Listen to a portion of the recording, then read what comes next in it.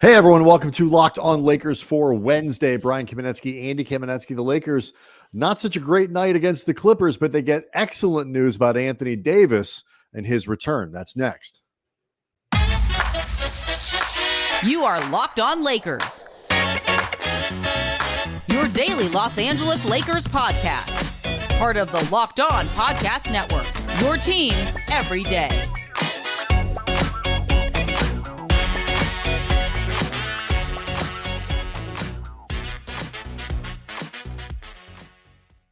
Thanks to everybody for making Locked On Lakers first listen of every day, Monday through Friday, no matter how or where you get your podcasts. It's always going to be free for you. It's never going to be behind a paywall.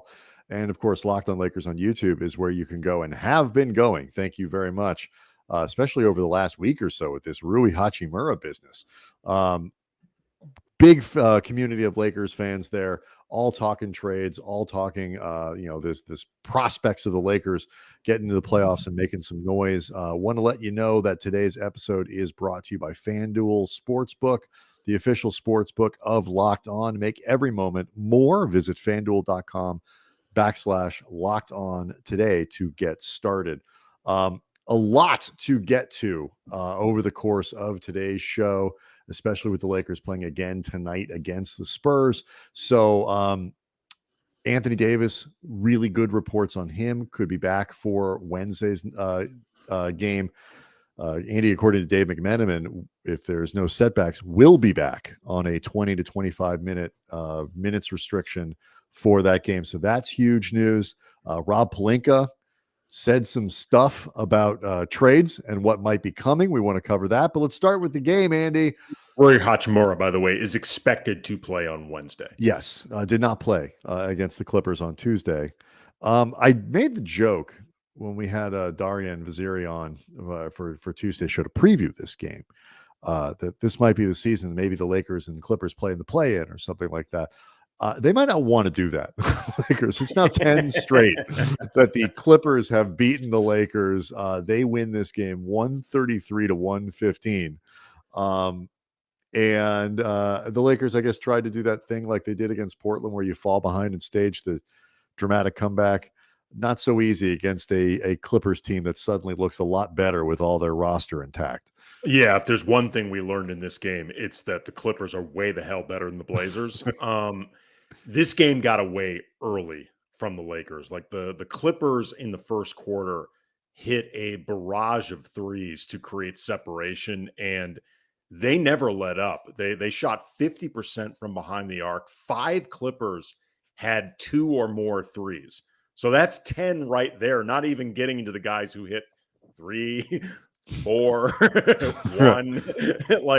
They were just bombing. And it's not even that. They were often just hitting timely threes, back-breaking threes. It seemed like every time the Lakers started to get a little bit of a push, the Clippers would come up with a 3. It felt like every time the Lakers had either a turnover or a bad miss, the Clippers found a way to get a 3 out of it. They were just knocking them down from Andy, the Clippers were +8 on threes in the first half. And I don't mean +8 in terms of points scored off 3-pointers. I mean +8 in 3-pointers made. And the Lakers had 7 of them in the first half. So it's not like there was one of those halves where the Lakers had like 2 3-pointers, like 2 of 19. No, they were 7 Lakers 21. Shot 40% from 3 in this game. Yeah, they got better as Lakers got better as it went along. It was very LaFront loaded too. LeBron was 9 of 14. Yeah, it was. And LeBron played really well. But the Clippers had 24 more points at the half just off 3-pointers than the Lakers did. And that is a very tall mountain to climb. Again, you see what the Clippers are supposed to look like with George and Leonard in the lineup. And, Norman Powell's been playing very well, and they got a good game from Reggie Jackson, which hasn't been happening much. And then you add that, Andy, to the fact, and again, this is part of the reason the Clippers have won 10 straight against the Lakers. The shorthandedness of the Lakers, I think, was more felt in this game than it probably has been in these couple weeks since Reeves and Walker joined Anthony Davis on the sidelines. Clippers are a bad matchup for the Lakers anyway, with all their wing depth. And the Lakers don't have any dudes. They just didn't have any dudes. No, this was a game where it was really evident why the Lakers traded for a human being Rui Hachimura sized. I mean, we've been talking all season about the need for more guys like him, but this specific matchup, I mean, you could really see it. Like the Lakers began the game with Patrick Beverley assigned to Kawhi Leonard. And as I tweeted out at Cam Brothers, Patrick Beverley was going to need a ladder to guard Kawhi, and by need a ladder, I mean to hit Kawhi with, like pro wrestling style. Yes, like to use this ladder to knock Kawhi over, because like it just, Pat's going to do his best, but I mean that's absurd. Like on its face, that's just ridiculous. But you don't want to start LeBron that Kawhi way. sees that and says, "It's Apple time." I mean, yeah. I mean, you don't want to start that way. And like, if you put Troy Brown on him, I mean, it's not really any more practical having Patrick Beverley on Paul George. No, like, I mean, and we saw it. It just didn't work. I mean, and there were moments. There were a couple times Pat Bev got in there, and the problem is the Lakers had to very aggressively start doubling on players, and the Clippers moved the ball well, and the other guys were hitting threes, and it just didn't work. Like there are games where you just kind of get your ass kicked, and like this was one of them. Like the Lakers tried to make a game of it in the second half, but it really drove home why the Lakers. Now, is Rui Hachimura specifically the type of person that solves these problems?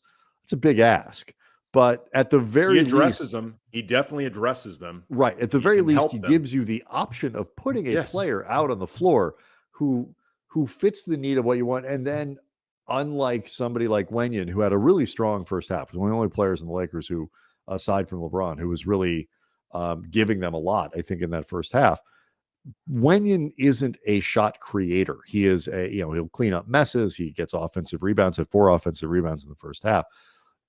Hachimura has the ability to create a little bit offensively and score a little bit. And that at 6'8", he now gives them a second wing, LeBron being the other, who can do that, because Troy Brown is sort of a catch and shoot guy at his best, but he doesn't create his own offense, and JTA doesn't create his own offense, and JTA doesn't create offense. No, I mean, like he will passing, he can create right, but I mean, look, JTA is likely not going to play once Hachimura's in the rotation, and so it gives you the optionality, and the hope is that Hachimura will increase his level of defense, both thanks to just the enthusiasm that comes from being on a new team. That happens a lot. But then also just being around guys like LeBron, guys like Anthony Davis. They're sort of the structure that the Lakers are developing. They're hoping that they can tap something on a consistent basis defensively. But at the very least, you need a 6'8" body for games like this to put on the floor to try to defend credibly a team like the Clippers. Yeah, or just to hit the glass. The Lakers got crushed in this game on the glass. And, it's been a topic for the last, season and change where we are, Russell Westbrook. And you and I have both maintained that he can be an overblown talking point. We devoted an entire show about how this season, on balance, he has been easily better. He's easily been more good than bad. This was a game, though, where Russ, he didn't just have a bad game because, that happens. He was reckless with his bad game. Like, he was reckless with his shot selection. He only had 2 turnovers, but he was reckless. Third quarter, what was it, 3 straight possessions where like nobody else touched the ball. It was just Russ dribbling. And then, when the Lakers got to within 10 and Westbrook made a really, careless pass, turnover, trying to just inbound the ball from the baseline. It was stolen and eventually converted by Kawhi for an and one. And that was the game. That was really the last opportunity for but this is sort of what I was talking about when I was saying, like, another reason you could feel how shorthanded the Lakers were, because if Lonnie Walker was available, if Hachimura was, dressing, and if Austin Reeves was available, Russ wouldn't have been in. No, I don't think Darvin would have been playing him. No, he took him out actually for a while in the fourth. And I think because the Lakers were playing from behind and nobody other than LeBron, who had 46 in this game. By the way, LeBron now has had 40 points against every NBA franchise. The Clippers were the last one that he hadn't done it to. That's amazing. It's pretty impressive. That is amazing. But nobody else was really providing a threat of offense. So as much as Russ was, again, not scoring particularly well himself and really playing carelessly, I can see why Darvin wanted to try to give it another go. But as you pointed out, if Lonnie's available, if Austin's available, obviously if AD's available, I don't think he's on the floor. Yeah. Right. One other thing that Darvin did that I thought was smart, once the game, Lakers made a push. Clippers pushed it back up to about, I think it was 16, 17 points or whatever it was, with about 5 minutes to go.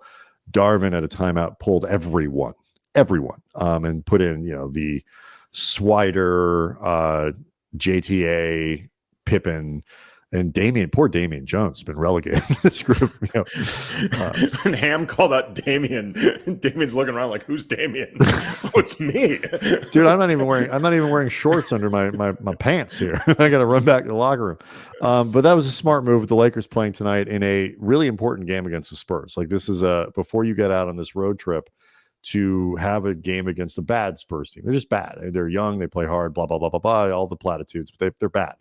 And so you got to win this game. And with AD coming back, which we'll get to next, really is that is both an opportunity, but it's also makes the game a little trickier because he's back. You're excited about that, but he's on a minutes limit. So smart of Darvin to pull the starters and ensure that really LeBron can play tonight, barring anything weird. But let's talk about Anthony Davis. Good news about AD. Good news about Austin Reeves as well. So we'll do that next. Locked on Lakers is brought to you by FanDuel and the NFL playoffs. We are in the midst of them, and we are so excited about our new sports betting partner for Locked On, because they are the number one sports book in America, FanDuel. And if you're new to FanDuel, that's even better. Stay tuned. I'll explain why. They have so many great features that make betting on sports easy and fun. New customers, you guys, join today and get started with $150 in free bets guaranteed just for placing your first $5 bet. Just sign up at FanDuel.com/lockedon. FanDuel has all your favorite bets, from the money line to the point spread to the player props, that fun stuff. Plus, you can combine your bets for a chance at a bigger payout with the same game parlay. It's all on an app that's safe, secure, easy to use. So football fans, do not miss out. Place your first $5 bet to get $150 in free bets, win or lose, at FanDuel.com/lockedon. Make every moment more with FanDuel, the official sportsbook partner of the NFL. Dave McMenamin at ESPN reports LA Lakers star big man Anthony Davis will return to the lineup Wednesday versus San Antonio, barring any setback during his pregame warm-up, league sources told ESPN. Probably Anthony Davis, who I think qualifies as a league source, but we'll see.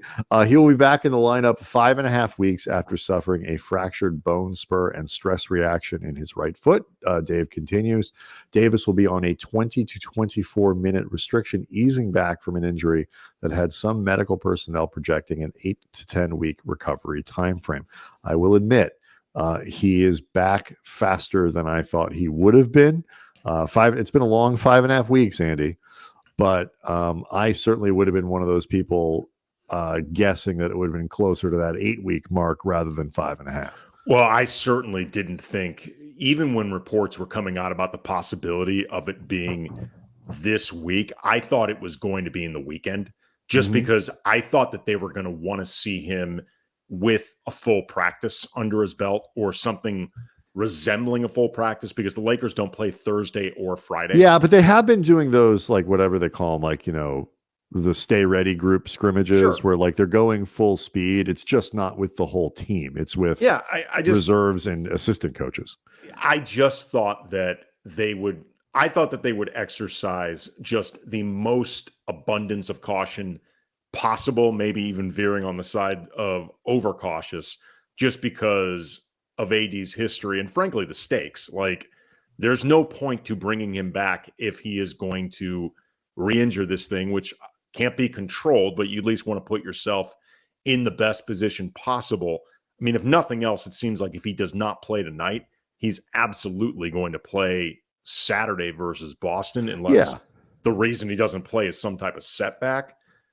It's incredible news, and it is quicker, like you said, than I expected too. So awesome. Yeah, and so the Lakers need they're maybe not tonight against San Antonio. You hope you don't need it tonight. I cannot believe the Lakers would put him on the floor or talk openly like they have sort of over the last few days about getting him back on the floor if they weren't pretty confident medically that, you know, like you said, like you can't control whether or not he's going to get hurt again, whether there's a recurrence to this injury, a different one or whatever. At some point, a guy is ready to play. And if he's ready to play, waiting another week doesn't change the calculus of, you know, could he get hurt again? It's only if he's not ready to play, if they're pushing it, if he's 80% back and they're just, you know, taking a risk. I agree with you. I can't imagine that they would be that sort of reckless with the rest of the season to not wait another week if that's what it would take. So I am encouraged by this, but they do need him to get up to speed pretty quick because this road trip that they've got coming up is brutal. I mean, that is hopefully a tough one. Yeah. I mean, hopefully too, though, you start getting this opportunity to play LeBron with AD again, with Rui Hachimura, like start getting a semblance of what Darvin wants this rotation to be. You know, it's interesting with AD hopefully coming back tonight and Hachimura playing over the last couple weeks with these guards that have not been available. Darvin has been, I think, forced to go bigger than his inclination, certainly earlier in the season. And I like that he seems now more comfortable with this prospect, and, you know, having AD and Hachimura can just start offering him more options in that direction. Because like we've seen all season where that lack of size has just been missing, and the confidence that these guys have managed to build without AD, you know, for this stretch that, I mean, frankly, could have buried them, and it hasn't. Like, it seems like they're getting themselves in the position to try to make some type of run over, you know, February, like, and really define themselves who they are. I think so. I mean, I think the thing that you can point to this team and say is like they certainly have an identity as a group that does not quit, a group that believes that they can win games, that they can play themselves back into games, that they may have seemed to play themselves out of, and they have play themselves back in without AD though. Right. I mean, and they've shown huge. Right. And they've shown that it's not like false bravado or something. Like they really have done that a lot. And so you combine that with the fact, you know, I mentioned they got good news about Austin Reeves, who's done some full speed running and all that kind of stuff. And now he's in that place where, you know, it's a matter of kind of seeing how he responds to stuff. You know, he sprinted Monday for the first time, Jovan Buha reports. And so like he's getting closer, and you can see a lineup where it's like pick a point guard. So your point about size, Andy, it's pick a point guard, you know, with like Reeves, Hachimura, LeBron, and Davis. That's pretty good size out on the floor. Like you can start running with very viable lineups, or something with Thomas Bryant in that group, reserve units that have the ability to be bigger, you know, with more versatility than you get with Wenyen. There's just the Hachimura thing is valuable because it resets the rotation in ways that make much more sense. Well, you know, Lonnie Walker also, I mean, at least the last time I saw, had been designated day-to-day, even though we haven't necessarily gotten any details about when he may return. But I know I said a couple weeks ago that I don't think he's going to start once he's back. And that was well before Hachimura came in as another size option for them. I just was sort of like the point that I was getting at earlier with Darvin becoming more comfortable playing a little bit bigger or sort of splitting the difference. I heard Ramona Shelburne on one of the ESPN shows talking about how the Lakers kind of see Hachimura as not the exact type of player, but from a functionality standpoint, somebody who can do for them what Markieff Morris did for them during the championship year and kind of provide that, what I used to call medium ball size. Because, when the Lakers used to play medium ball, they were still they were really big. They were still very big. They just weren't gigantic like in their starting lineup version. But Darvin pretty clearly likes this starting backcourt of Schroeder and Beverly. And I don't expect that to change. But part of the problems that came with them earlier in the season that I know I used to harp on a lot is because combined with Lonnie, you were just forcing everybody to play up. If you have either Thomas Bryant in the starting lineup or Rui Hachimura in the starting lineup or Troy, I mean, however you want to do this, all of a sudden that backcourt becomes much more viable. Yeah, because at least you have three normal size guys out there. It helps that the Lakers have been getting much more production from Wenyen Gabriel, from Thomas Bryant, who was injured at the beginning of the year. I think he's got more confidence in those individual players. And then guys like Walker had started to play themselves out of the lineup because he wasn't defending. And so it's just, Ham's going to have the ability to mix and match based on, really kind of put his money where his mouth is regarding defense, regarding principles, regarding all these other things, because you have other options. Yeah. The Lakers made the trade for Hachimura this week. That was one that got Lakers fans excited. Rob Pelinka, when he introduced Hachimura to the media before Tuesday's game, was asked about the potential for future moves this season, including those 2 first-round picks, Andy. And his quote was interesting. We'll talk about it next. All right. So Rob was asked about the prospect of continuing to make deals, continuing to trade players or assets, including those 2 first rounders, the 27 and the 29 that they currently control and have the ability to move, perhaps at the deadline. And he said this: I think the calculus for the Lakers is to win a championship or not. There's no in-between or incremental growth. So as we analyze opportunities, we have to do it through that lens. And I said this at the beginning of the season, that there's an opportunity to get all the way to the end and win a championship. There's no resource we'll hold on to if we feel like that's there. But at the same time, the completely unwise thing to do would be to shoot a bullet early and then not have it later when you have a better championship move to make. That's a really delicate calculus. It's something that the entire front office, we evaluate with all the moves. If we see a move that puts us as a front runner to get another champion, puts us as a front runner to get another championship, the 18th one here, we'll make it. And if that move doesn't present itself, we'll be smart and make it at a later time. Andy, how many times after you saw this quote did you bang your head against the wall? Are you feeling okay? Do you have a concussion? I mean, I never feel okay. That's just, some of that is just, I can't put this on Rob Pelinka. No. I mean, you're an old person. Yeah, I get it. Getting older. You have a teenager at home. I understand all this. Yeah. Teenager.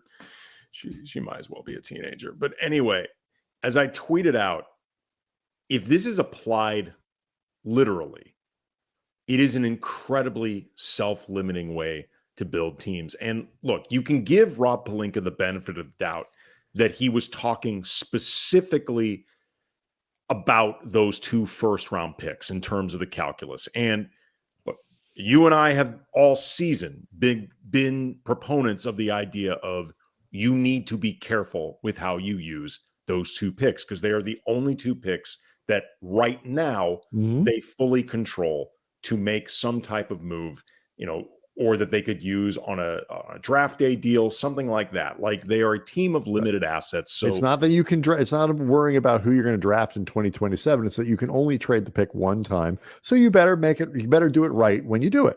Right. And, as much as the Lakers have stayed in it throughout being under 500 the whole season, that is, without taking credit away from them from fighting and the improvement that we've seen over this season, it's also the Western Conference cooperating. In a normal year, it really wouldn't matter.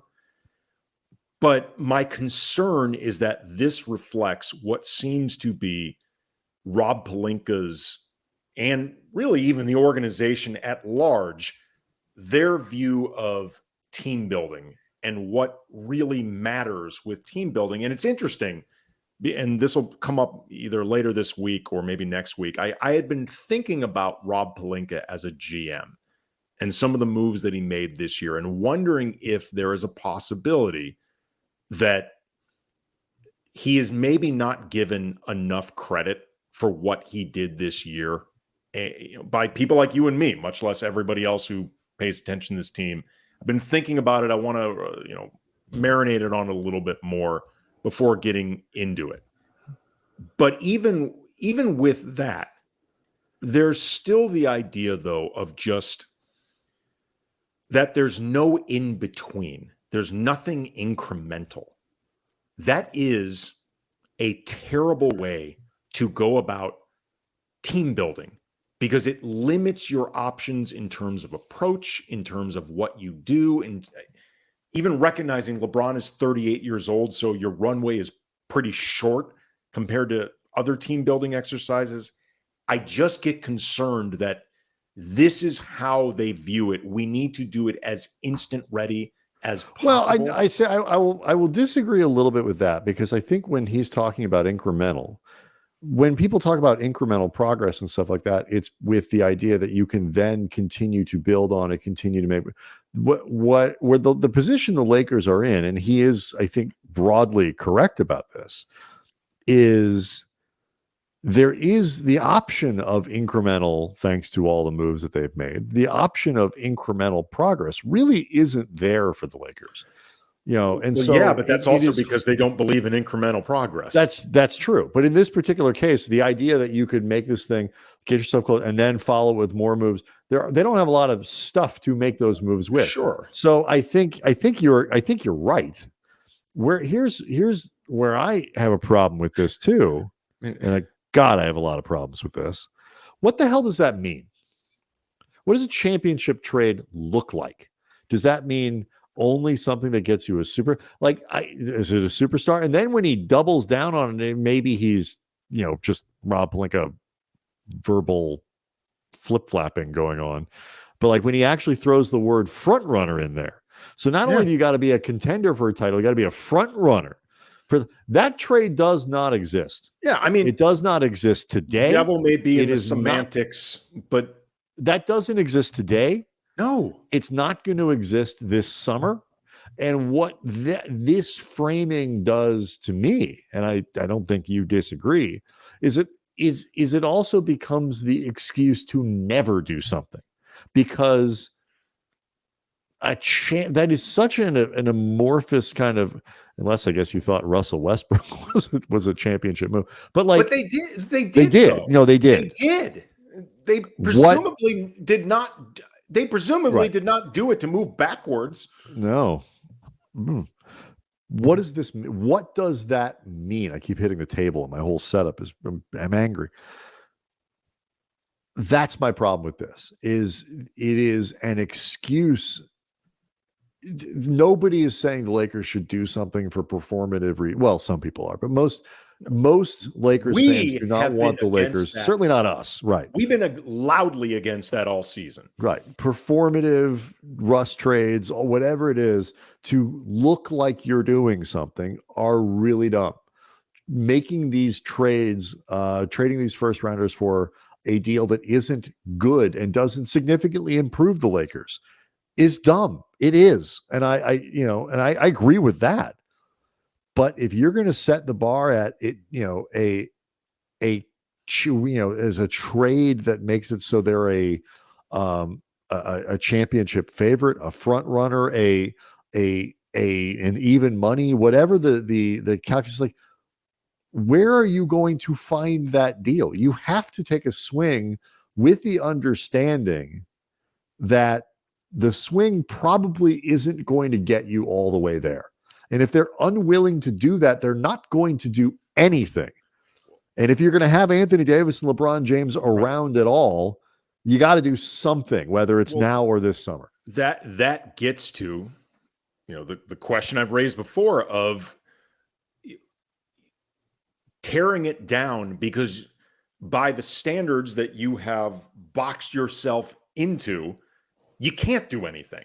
Like, the idea that they're keeping LeBron and AD around because they're afraid of the irrelevance of not having them, but they're also not really to fully commit to them. Because as much as, they made this move for Hachimura, and that's great, and we both love the trade. We really like it. No reason not to. Yeah. Yeah. When we like the idea that he's going to be potentially a piece moving forward, they also didn't really make any sacrifice for him. Kendrick Nunn, with everybody healthy, is out of the rotation. 3 second-round picks. Second-round picks matter, but second-round picks are also really easy to get back. Like, they were kind of trading back and forth. They traded Washington's two of the picks that they got, the picks that they got from Washington. Second-round picks are basically like white elephant exchange gifts at a party. They're like regifted blenders. Like, they move all across the league. Yeah. And as much as I like Hachimura and as much as I like the deal, Rob had a quote, talking about how he, is this unique 3-and-D player and all this other stuff. That's like, that is true in terms of like why Washington, we remember when we scouted him and all these, he's 24 years old. He's got a lot of potential. He fits what they need from a size. He has not been any of those things. He has not been a reliable 3-and-D player in the NBA. He has not been a versatile, sort of do everything kind of guy that Pelinka was talking about. He hasn't been that guy. The hope is he can be here, particularly in a situation where contextually he's not the 9th pick in the draft anymore. That is no longer a relevant part of his biography. He's a guy that the Lakers picked up to try to be a role player. That's going to, if they sign him to a new contract after this year, it's going to be in that $8 to $11 to $12 million range. It's not going to be 24, 25. He's not that guy. But the Lakers don't need him to be. They didn't invest that in him. But he has never been that guy yet. And so, this is a good move. But if the next one has to be championship caliber, it has to be Pau Gasol. I don't think that deal for 2 first round picks. It has to be Anthony Davis. I mean, I guess, if you wait till the summertime, you wait till draft, you have now the third one, you have your own pick this year, which is going to be in the 20s because New Orleans has been pretty good. You have more options in the summertime. Maybe something pops up, but even then, even in the summertime, that becomes a really high bar. If it's got to be front runner for a championship, even money for a championship kind of thing. That's tough. It's also going to be difficult because with Hachimura, assuming they're committed to him, they've already cut into the space that you would trade into. Like, it's going to be whatever it is. Maybe if you're moving salary out. I'm just saying it's really hard to construct. They won't have deals. Salary to move out. There's nobody on the roster. They don't have anybody. It is, yeah, and it's we're talking about a team right now that I know you're reconsidering Pelinka's work this year or whatever, and it's a worthy thing to do. Everybody should re-examine their assumptions consistently, and I think at some point we might all have to be like, okay, it's working out better than it looked like. They're 4 games under 500 right now for reasons that were patently obvious to a lot of observers going into the season, and so if maybe they can fix it. But this kind of performative, I feel like this in a lot of ways is performative championship or bust in a way that also allows them to use the we only care about titles reputation of the Lakers as a shield for doing nothing because they are either unwilling to, maybe for financial reasons, maybe, or because they're just flat scared to do it. Okay. My closing point, you led me there. If this is something that Rob Pelinka is saying because he feels like the fan base eats up those platitudes and the Lakers mythology, fine, whatever. I mean, it is we only play for championships is something that a section of the Lakers fan base does eat up. We've covered this team and interacted with fans long enough to know that is true. But if he is actually reflecting in very literal, transparent terms the way they think about doing business, that is a problem because it ain't how the real world works. And it's also, going to keep them from doing anything. All right. Hey, magical thinking. A miracle could fall in their laps. It's happened to the Lakers as a franchise multiple times. It really has. I mean, they're Magic Johnson being a great example of that. Locked On Lakers on YouTube is where you go to see the show. I don't want to be like a downer. Like, I am feeling pretty good. The Anthony Davis coming back. They're going to get Hachimura in the lineup. LeBron is healthy and playing incredibly well. Like, there's some stuff to be excited about. They are legitimately playing over the last few months like a solid team. They don't have their act together entirely. They've had issues closing, things like that. But they've also pulled out some good wins. Like, they're a solid team right now. Like, fans should enjoy watching these guys. If nothing else, they play their asses off, which could not be said about last year's team at all. No, last year didn't get off their ass to play. No. So they added ass last year. Their asses actually grew over the course. We've hit our ass quota for the evening based on channel rules. Locked On Lakers on YouTube is where you go to see the show and watch us get really frustrated when Rob Pelinka says stuff we don't like. We will be back Wednesday, hopefully talking about a Lakers win and to preview a very fun and very difficult road trip. See everybody next time.